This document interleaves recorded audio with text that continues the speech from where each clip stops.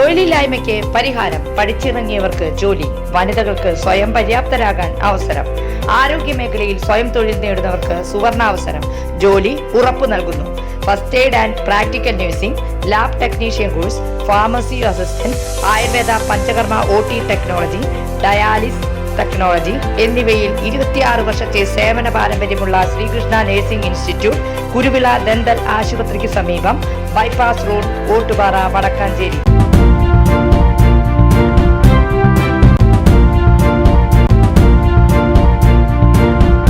നമസ്കാരം, any time ന്യൂസിലേക്ക് സ്വാഗതം. അങ്കോലയിൽ അർജുനായുള്ള തിരച്ചിൽ പൂർണ്ണമായും ഉപേക്ഷിച്ചെന്ന് വിജിൻ MLA. തൃശൂരിൽ നിന്നും ഡ്രഡ്ജർ എത്തിക്കാനുള്ള നീക്കം രക്ഷാദൗത്യം നിർത്താൻ വേണ്ടിയായിരുന്നു. ദൗത്യം തുടരുമെന്ന് പറഞ്ഞ ആരെയും മേഖലയിൽ കാണാനില്ലെന്നും MLA കുറ്റപ്പെടുത്തി. ജില്ലാ ഭരണകൂടത്തിന്റെ ഭാഗമായ ഒരു സംവിധാനവും വെള്ളത്തിലോ കരയിലോ ഇല്ല.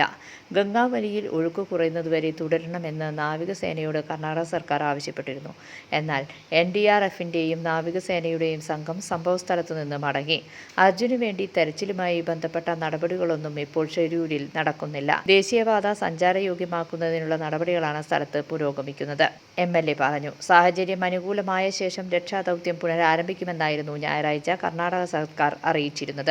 ദൗത്യം അവസാനിപ്പിക്കരുതെന്ന് കേരളം ഇന്നലെ തന്നെ കർണാടകയോട് ആവശ്യപ്പെട്ടിരുന്നു. ഇത് സംബന്ധിച്ച് കേരള മുഖ്യമന്ത്രി പിണറായി വിജയൻ കർണാടക മുഖ്യമന്ത്രി സിദ്ധരാമയ്യയ്ക്ക് കത്തയക്കുകയും ചെയ്തിരുന്നു. News desk any time news.